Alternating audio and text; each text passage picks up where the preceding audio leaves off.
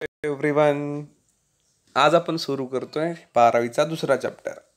चॅप्टरचं नाव आहे mechanical properties of fluid. मागचा जो सिलेबस होता 11वीचा एक चॅप्टर होता जुना फ्रिक्शन, आणि 12वीचा एक चॅप्टर होता. ते दोन चॅप्टरचं काय आहे हे कॉम्बिनेशन आहे. 11वीचा फ्रिक्शन चॅप्टर आणि 12वीचा सरफेस टेन्शन नावाचा चॅप्टर. ह्या दोघांचं कॉम्बिनेशन म्हणजे हा नवीन चॅप्टर आहे. ठीक आहे. सो आज आपण बघूया, इंट्रोडक्शन घेऊया, त्यानंतर फ्लुइड म्हणजे काय बघूया, फ्लुइडचे प्रॉपर्टीज वगैरे बघूया, आणि प्रेशर काय असतं ते बघूया, आणि प्रेशरशी रिलेटेड एक दोन एक्झाम्पल्स आहेत ते सॉल्व करूया. ठीक आहे. पुढे मग जाईल तसं surface tension, fluids in motion, मग आणखी वेगवेगळे काय आहेत पॉईंट्स आपल्याला कवर करता येतील. बघूया काहीतरी ह्या चॅप्टरमध्ये नवीन आपल्याला बघायला मिळेल. सो जरासं तुम्ही ह्या चॅप्टरचं टायटल वाचलं, मेकॅनिकल प्रॉपर्टीज ऑफ फ्लुइड्स, असंच एक टायटल, असंच एक चॅप्टरचं नाव 11वीमध्ये पण होतं, मेकॅनिकल प्रॉपर्टीज ऑफ सॉलिड्स. त्या चॅप्टरमध्ये सगळ्या गोष्टी सॉलिडबद्दल आहेत, रिजिड बॉडीबद्दल आहेत. गॅस किंवा लिक्विडबद्दल त्याच्यामध्ये काय नव्हतं. सो तुम्हाला आठवत असेल की त्याच्यामध्ये काय आहेत, स्ट्रेस. मग स्ट्रेस 3 प्रकारचे आहेत, longitudinal stress, volume stress, shearing stress. सोबतच होते strain, longitudinal strain, volume strain, आणखी शिअरिंग स्ट्रेन. सोबतच ह्याच्यामध्ये होतं Young's modulus, bulk modulus, modulus of rigidity. So असे बरेचसे फॉर्म्युले आपल्याला तिथं बघायला मिळालेले होते. सो हा जो चॅप्टर होता तो प्युअरली कशासाठी होता, सॉलिडसाठी होता. शिअरिंग म्हणजे काय आहे त्याच्यामध्ये, की वस्तूचा शेप बदलण्यासाठी दिला गेलेला फोर्स. त्याच्यामध्ये काय होतं की वस्तू होती, ऑब्जेक्ट, आणि त्याच्यावर तुम्ही फोर्स ॲप्लाय करायचा, आणि त्याच्यामुळे त्या वस्तूचा आकार, शेप किंवा साईज ह्यामध्ये बदल व्हायचा. मग तुम्ही त्या दिलेल्या फोर्सला म्हणत होतात डिफॉर्मिंग फोर्स, आणि जो काय बदल शेप साईज त्या ह्याच्यामध्ये होईल वस्तूमध्ये त्याला आपण म्हणत होतो डिफॉर्मेशन. ठीक आहे. सो हे आपल्याला मेकॅनिकल प्रॉपर्टीज ऑफ सॉलिड 11वीला झालेला चॅप्टर आहे. ठीक आहे, इम्पॉर्टंट आहे, त्याच्यामधले सगळे फॉर्म्युले कलेक्ट करून ठेवा. पुढे जाऊया. सो आपल्याला ह्या चॅप्टरमध्ये सॉलिड्सबद्दल काही बोलायचं नाही आहे. ह्या चॅप्टरमध्ये आपल्याला बोलायचं आहे फ्लुइडबद्दल. मग फ्लुइड कोणाला म्हणायचं, फ्लुइड म्हणजे लिक्विड आणि गॅस दोन्ही पण. फ्लुइडची डेफिनेशन अगदी सोपी आणखी छोटीशीच आहे, अ substance that can flow is called as fluid. आणि मग त्याच्यामध्ये मग कोणता पण सबस्टन्स जो फ्लो होऊ शकतोय, प्रवाह करू शकतोय, वाहू शकतोय, त्याला तुम्ही काय म्हणू शकताय, फ्लुइड. मग गॅस पण वाहू शकतात, लिक्विड्स पण वाहू शकतात, सो आपण त्यांना फ्लुइड असं म्हणू शकतो. सो जनरली आपण फ्लुइड म्हणजे काय, लिक्विड असं आपल्याला वाटतंय, पण इथं फिजिक्सच्या ह्याच्यामध्ये फ्लुइडचा अर्थ काय आहे, वाहणारे पदार्थ. मग ते गॅस पण असू शकतात किंवा लिक्विड पण असू शकतात. मग ह्या चॅप्टरमध्ये आपल्याला जे काही फ्लुइड घ्यायचे आहेत ते कसे, सुरुवातीला त्यांना आपण स्टेशनरी ठेवणार आहे, म्हणजे ते वाहत नसणार आहेत, थांबणार असणार आहेत, म्हणून त्यांना आपण हायड्रोस्टॅटिक. हायड्रोस्टॅटिक म्हणजे काय, थांबलेले फ्लुइड, स्थिर असलेले, रेस्ट कंडिशनला असलेले. मग थोड्याशा प्रॉपर्टीज, इक्वेशन्स आपल्याला थांबलेल्या हायड्रोस्टॅटिक फ्लुइडवरती आहेत, आणि नंतर काय आहेत, डायनॅमिक म्हणजे प्रवाह होणाऱ्या वाहणाऱ्या पदार्थावरती आहेत. ठीक आहे. जर तुम्हाला फ्लुइडबद्दल काय माहिती लिहा असं जर विचारलं गेलं तर तुम्ही काय सोपं सांगू शकता, अगदी सोप्या सोप्या गोष्टी आहेत, काय ह्याच्यामध्ये फारसा अवघड नाही आहे. Any substance that can flow is fluid. वाहणारे सगळे पदार्थ काय आहेत, फ्लुइड आहेत. Fluid is a phase of matter that includes liquid, gas आणि प्लाझ्मा. ह्याच्यामध्ये लिक्विड्स असतात, गॅस असतात, आणखी प्लाझ्मा पण असतात. Fluid is a substance that deforms continuously under the action of external force. Deforms continuously. Deforms म्हणजे आकार बदलत असतात, शेप साईज बदलत असतात, त्यांना म्हणायचं डिफॉर्म. का, कधी जर त्यांच्यावर काही फोर्स वगैरे दिला गेला तर.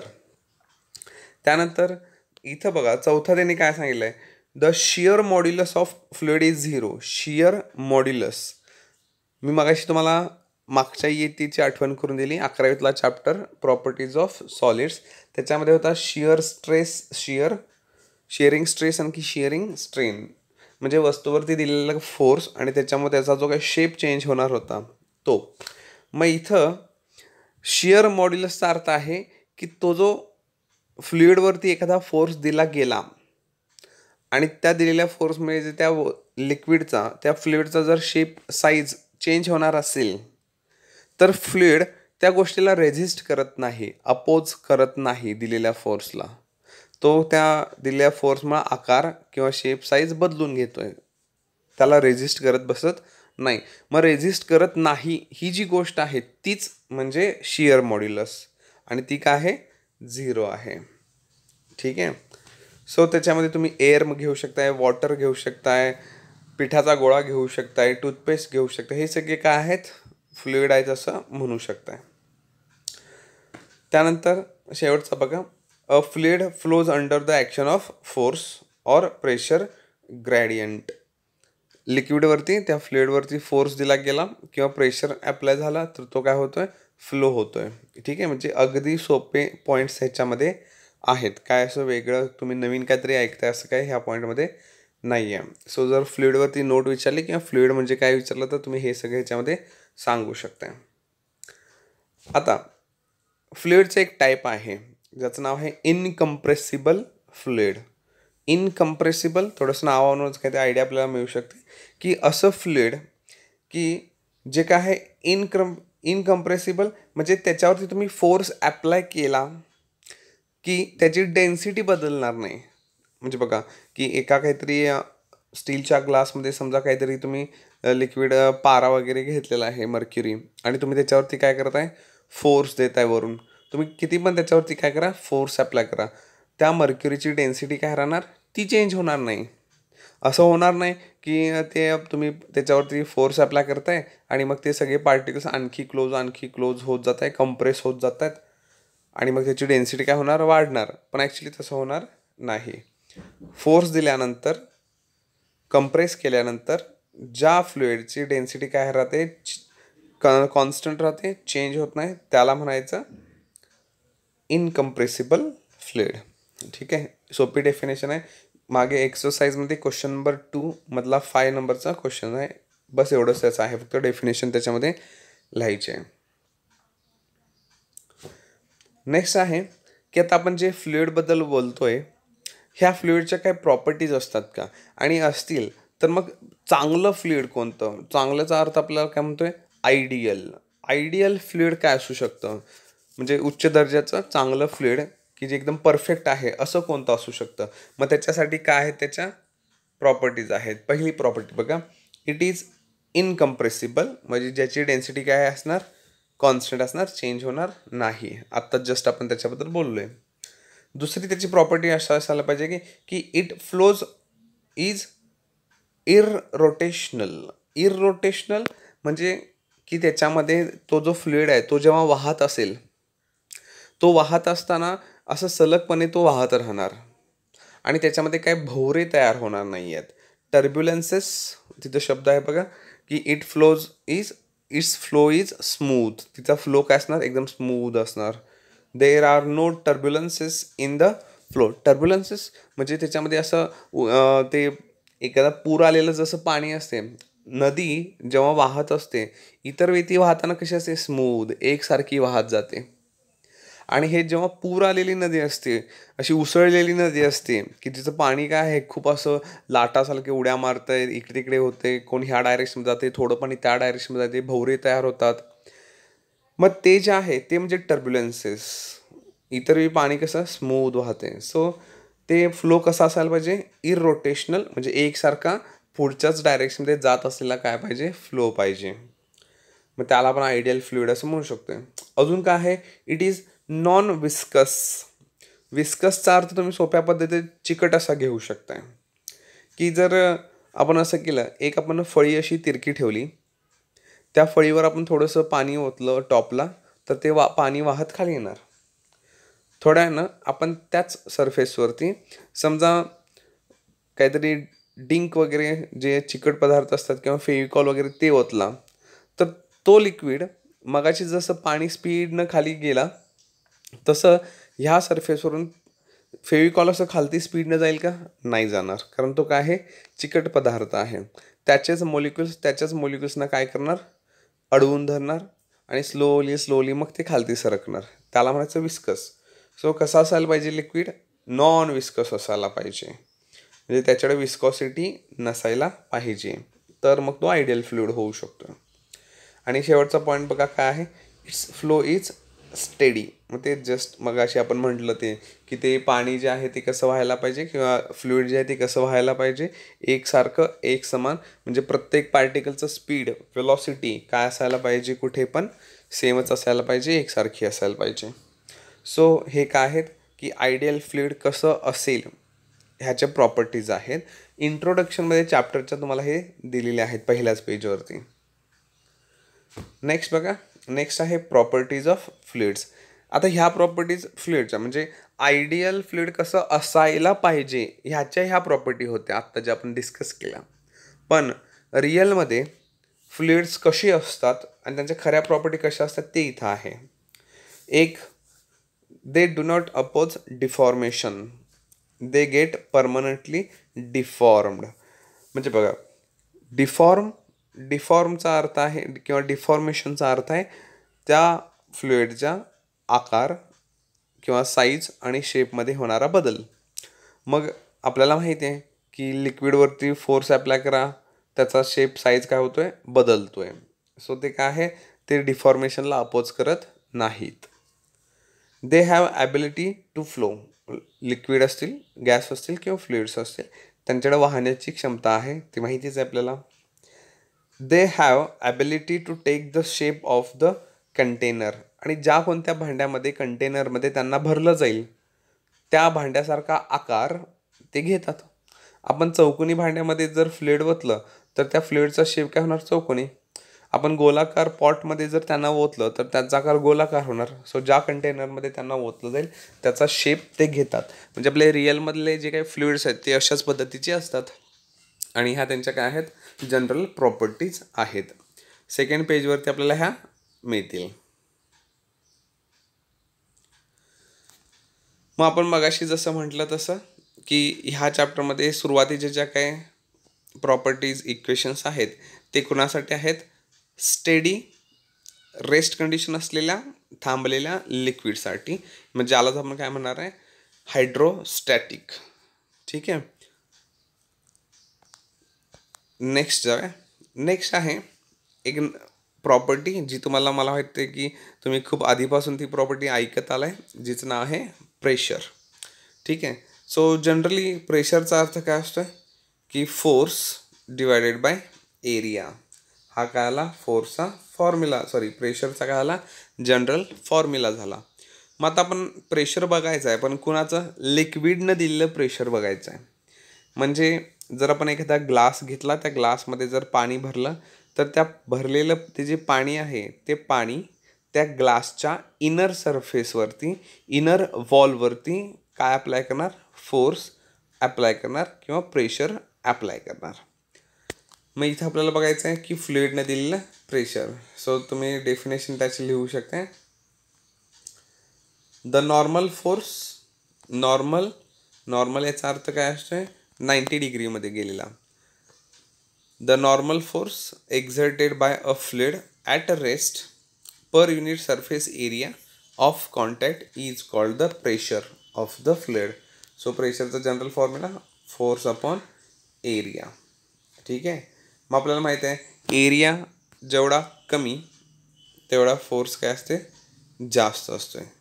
म्हणजे नाही का, आपण समजा सुई घेतली आणि सुईचं जे टोक आहे ते अगदी टोकदार आहे आणि ते आपण कुठल्या तरी ऑब्जेक्टमध्ये समजा घुसवलं तर ते खूप इझिली जाणार. का? कारण सरफेस काय आहे टिपचा खूप कमी, आणि मग फोर्स काय असणार, जास्त इझिली आत जाणार.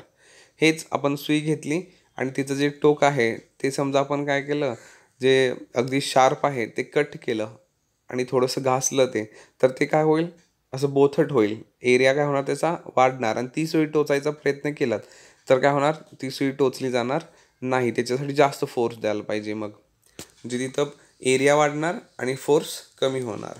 सो ते काय इक्वेशन आपल्याला लक्षात येत आहेच. आणि प्रेशर ही काय आहे, स्केलर क्वांटिटी आहे. सगळ्यात शेवटचा पॉईंट काय आहे, प्रेशर ही काय आहे, स्केलर क्वांटिटी.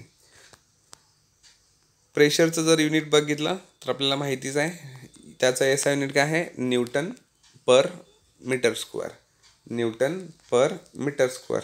फोर्स म्हणजे न्यूटन आणि खाली एरिया म्हणजे मीटर स्क्वेअर, किंवा त्यालाच आपण काय म्हणतोय, पास्कल असं पण म्हणतोय. सो हे दोन लक्षात ठेवा, न्यूटन मीटर स्क्वेअर, न्यूटन पर मीटर स्क्वेअर किंवा पास्कल, दोन्हीचा अर्थ काय आहे, एकच आहे. मग ते तुम्ही न्यूटन पर मीटर स्क्वेअर पण मध्ये मोजू शकता, किंवा आणखी एक असते बार. बारमध्ये पण कधी कधी प्रेशर, म्हणजे जर जास्त प्रेशर, म्हणजे ट्रकचं चाक आहे किंवा ट्रॅक्टरचं मोठं चाक आहे, त्याच्यामध्ये हवा भरायची आहे, मग ते न्यूटन पर मीटर स्क्वेअरच्या ऐवजी कशामध्ये मोजतात, बार.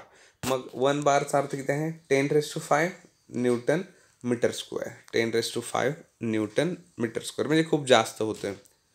आपल्या जर बाईकमध्ये किंवा सायकलच्या चाकमध्ये जर हवा भरायची झाली तर ती कमी लागेल, सो मग ती आपण न्यूटन पर मीटर स्क्वेअरमध्ये मोजू शकतोय. पण जर ट्रॅक्टरच्या मोठ्या चाकामध्ये हवा भरताय तर त्याच्यासाठी आपण बार असं म्हणू शकतो, म्हणजे मोठी व्हॅल्यू वापरू शकतोय. किंवा अजून आहेत 1 हेक्टापास्कल, सो त्याचा अर्थ आहे 100 पास्कल. ठीक आहे. सो हे वेगवेगळे युनिट्स आहेत. डायमेन्शन्स बघा, L⁻⁻1 M⁻1 T⁻².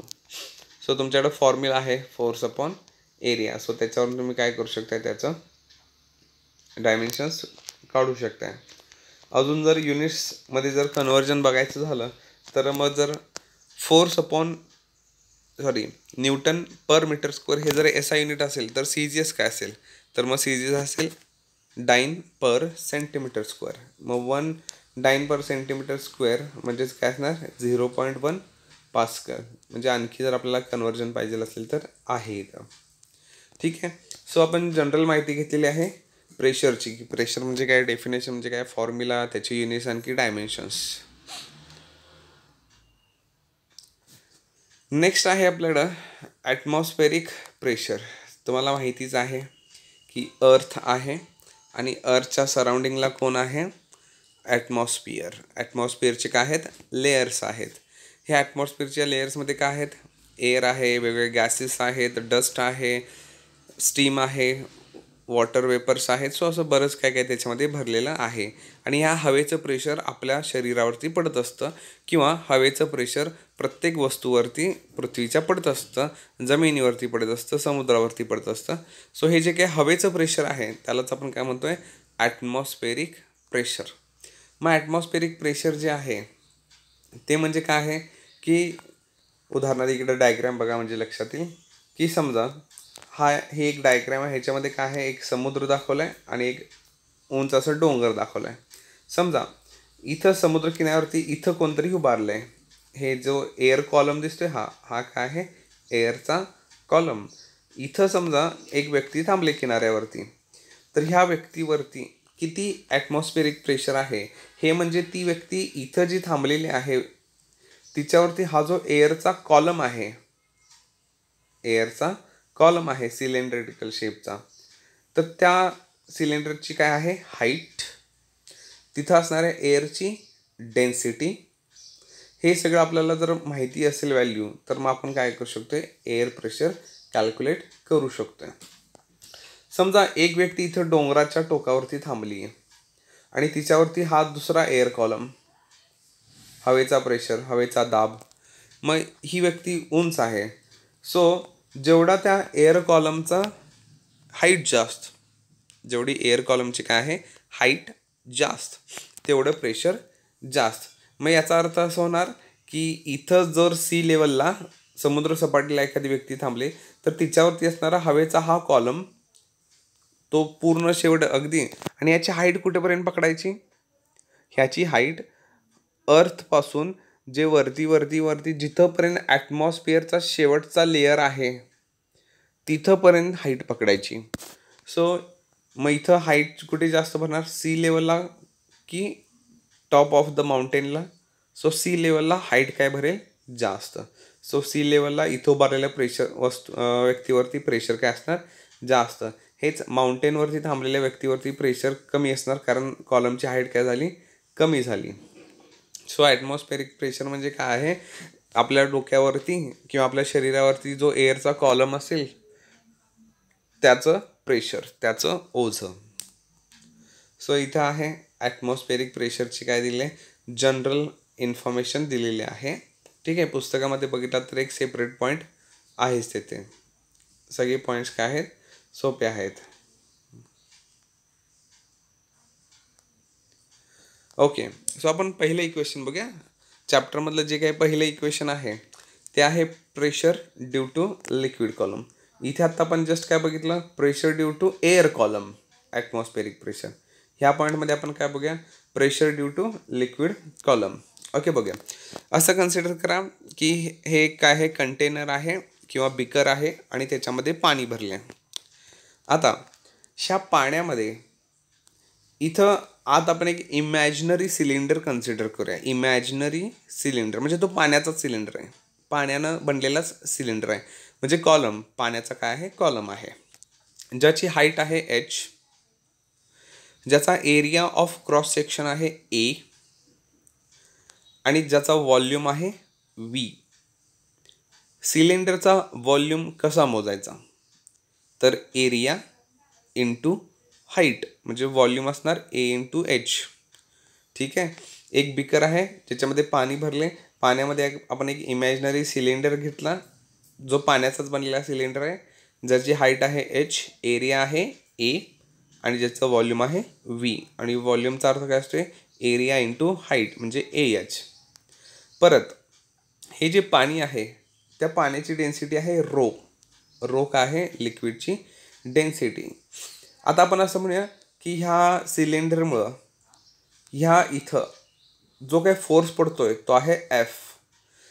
ते सिलेंडर आहे, भरीव आहे कारण आतमध्ये सगळं पाणी भरले ना. सो पाणी भरले म्हणजे त्याला काहीतरी मास असेल, काहीतरी वजन असेल ना, वेट, त्याच्यामुळे ते खाली फोर्स पडत असेल, तो फोर्स आहे F. सो डायग्राम लक्षात आली आहे, डायग्राममध्ये वापरलेले सगळे क्वांटिटी लक्षात आलेत का, ठीक आहे. ओके, सो पुढे जाऊया. सो आपण असं म्हणूया की जो काही फोर्स त्या सिलेंडरमुळे पडणार आहे तो फोर्स किती आहे, mg. mg म्हणजे फोर्स, mg. आता इथं mgचा अर्थ आहे त्या इथं आता जो फोर्स पडेल खाली, हा फोर्स कशामुळे पडेल, ह्या सिलेंडरमुळे पडेल. सिलेंडर कशाचा बनला आहे, भरलेल्या पाण्याने भरला आहे. सो तो पाण्याने भरलेला जो सिलेंडर आहे त्याचं जे वजन म्हणजेच वेट, वेट म्हणजेच mg.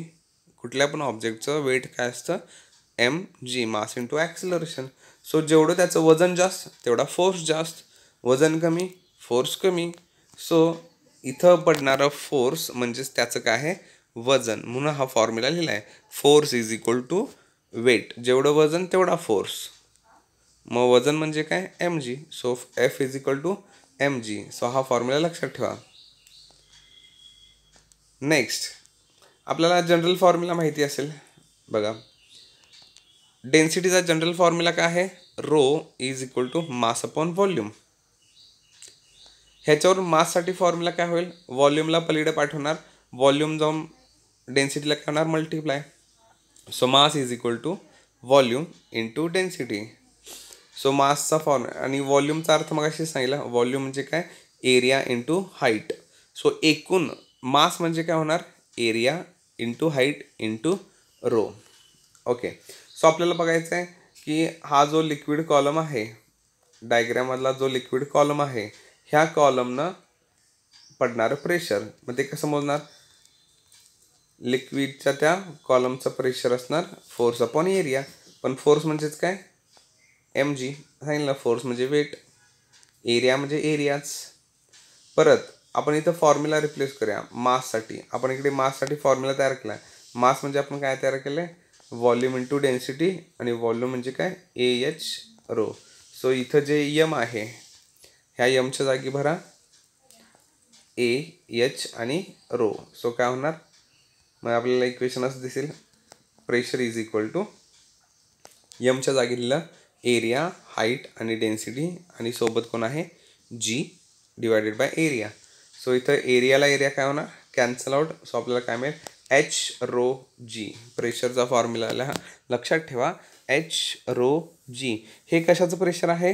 हे आहे प्रेशर लिक्विडनं दिलेलं, लिक्विडच्या कॉलमचं, आणि ते असतं HρG. Very important formula.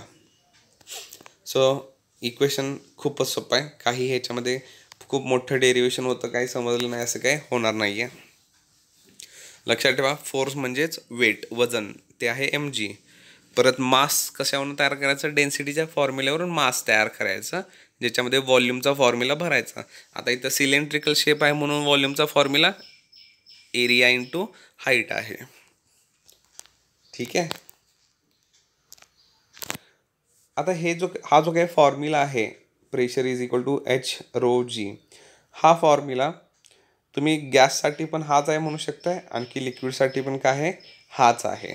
जर आपण फॉर्म्युला बघितला की P is equal to HρG, H म्हणजे पाण्याच्या लिक्विडची त्या कॉलमची हाईट, रो म्हणजे डेन्सिटी आणि G म्हणजे ॲक्सेलरेशन.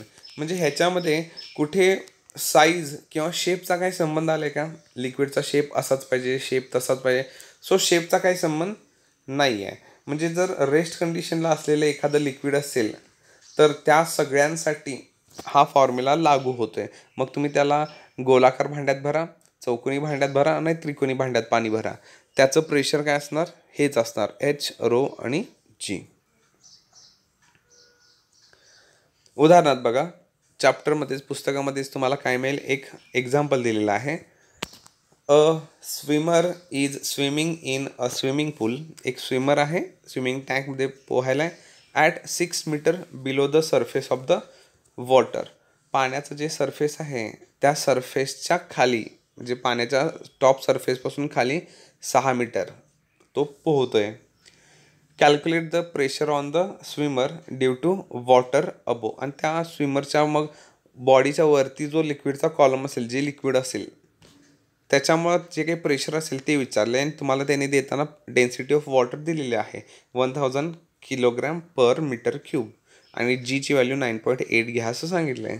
म्हणजे हे एक्झाम्पल जर आपण इमॅजिन केलं तर ते आपल्याला असं दिसेल बघा, की स्विमिंग टँकमध्ये हा कोण आहे? स्विमर. ठीक आहे.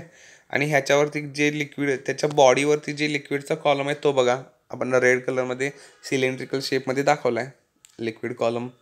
त्या कॉलमची हाईट H, तीच किती दिल्या? 6 मीटर. सो तुम्ही हे असं इमॅजिन करू शकता.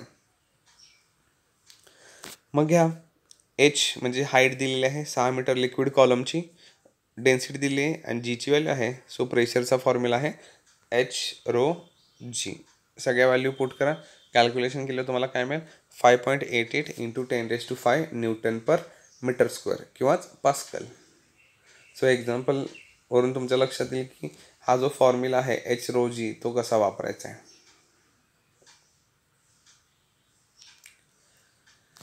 अजून एक आहे, तिथंच टेक्स्टबुकमध्ये तुम्हाला एक थोडंसं यूज युअर ब्रेन पॉवर असं म्हटले. मी तुम्हाला एक विचार करायला लावणारा एक क्वेश्चन विचारला आहे त्याने, की एक विद्यार्थी आहे ज्याचं मास त्याचं 50 kg आहे आणि तो उभारला आहे दोन्ही पायांवरती.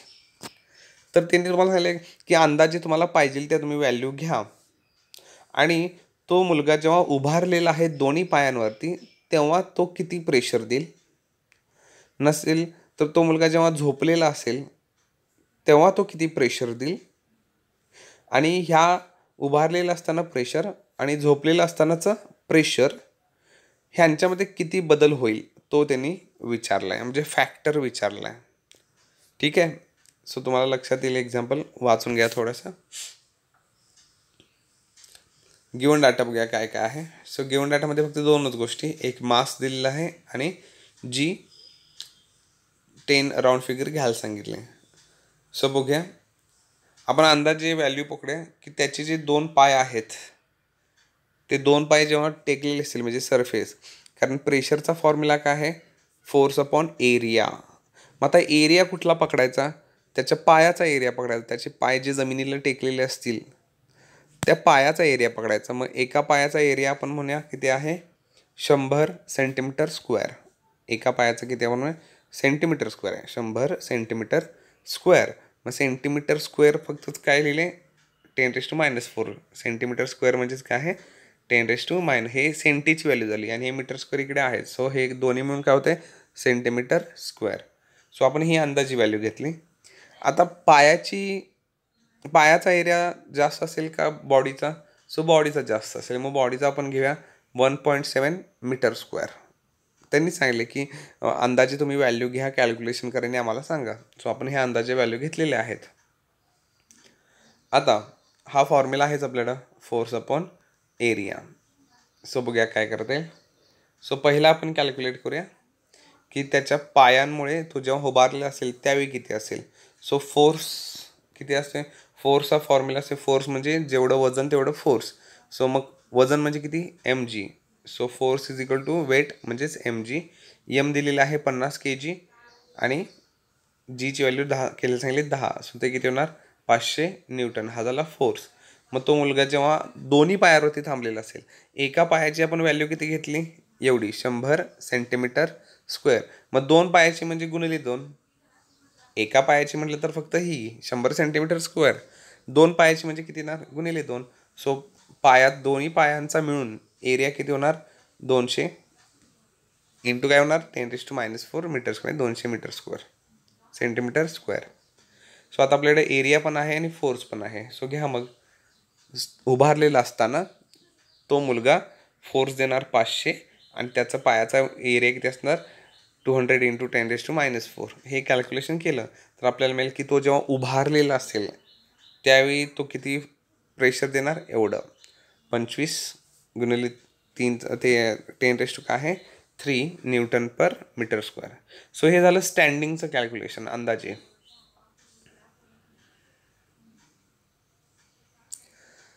आता आपण घेऊया की तो जेव्हा झोपलेला असेल, लाईंग पोझिशनमध्ये असेल त्यावेळी. आता तो झोपलेला असेल त्यावेळी बघूया. एक त्याचं वजन चेंज होणार नाही. झोपलाय म्हणून काय त्याचं वजन कमी जास्त होणार नाही. वजन जे काय असेल तो जो फोर्स असेल तो 500च होईल, मगाशी जसा कॅल्क्युलेट केला तसा. आता फक्त चेंज करणार एरिया. बॉडीचा एरिया तर जास्त आहे 1.7. सो झोपलेला असताना तो किती देणार? 0.29 इंटू 10⁻3 म्हणजे राऊंड फिगर केली तर 0.3 10⁻3 न्यूटन पर मीटर स्क्वेअर. सो हे आपण कॅल्क्युलेट केलं की झोपलेलं असताना. आता त्यांना पाहिलं की कितीच्या फॅक्टरनं ते चेंज होणार. मग फॅक्टर म्हटलं की डिव्हिजन म्हणजे रेशो घ्यायचा, गुणोत्तर घ्यायचा. ते असं घ्यायचं, इकडे घ्यायचं की तो जेव्हा झोपलेला आहे त्याला divided by standing. Pressure due to lying divided by pressure due to standing. मग प्रेशर ड्यू टू लाईंग किती आलं आहे? 0.3 इंटू 10⁻3. जो स्टँडिंग असताना किती आलं आहे? 25 इंटू 10⁻3. 10⁻3 कॅन्सल होणार. 0.3 डिवायडेड बाय 25 आपण केलं, सोडवलं तर आपल्याला मिळणार 0.012. मग इकडं जे हे पी जे इथं स्टँडिंग इकडे डिवाइडमध्ये आहे ते पलीकडे पाठवा. सो ते पलीकडे पाठवल्यामुळे आपल्याला असं दिसेल. शेवटचं इक्वेशन बघा. P lying is equal to 0.012 standing. म्हणजे स्टँडिंग असताना प्रेशर जास्त असणार आणि झोपलेलं असताना प्रेशर कमी. एखादी फळी असेल ती अशी दोन्ही काटांवरती ती कुठेतरी ठेवलेली असेल फळी आणि तिला आपल्याला तोडायचं आहे. तर मग आपल्याला आपण तिच्यावरती काय करणार? उडी मारणार. मग आपण तिच्यावरती उभी उडी मारली, पूर्ण वजन दिलं तर ती पटकन तुटेल. की त्या फळीवरती तुम्ही झोपले असताना ती पटकन तुटेल? साहजिकच उभे असताना. सो प्रेशर स्टँडिंग काय आहे? नक्कीच जास्त आहे आणि प्रेशर लाईंग काय आहे? कमी आहे. सो असं तुम्ही त्याच्यामध्ये सांगू शकता. हे एक ऑब्जेक्टिव्ह आहे, बघून घ्या. MCQ. P is equal to force upon area ह्याच्यावरतीच डिपेंड आहे. गिवन डाटामध्ये बघा मास kgमध्ये आहे आणि काय आहे? एरिया मीटर स्क्वेअरमध्येच आहे. सो कन्व्हर्जन काही करावं लागणार नाही. फक्त तुम्हाला शोधायचा एरिया आहेच. तुम्हाला फक्त आता काय पाहिजे? फोर्स. मग फोर्स म्हणजे काय? Mass into acceleration. मग मास किती आहे? 2000. ॲक्सिलरेशन ड्यू टू ग्रॅव्हिटी किती?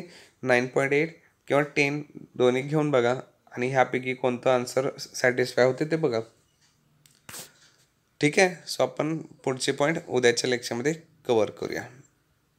Thank you class.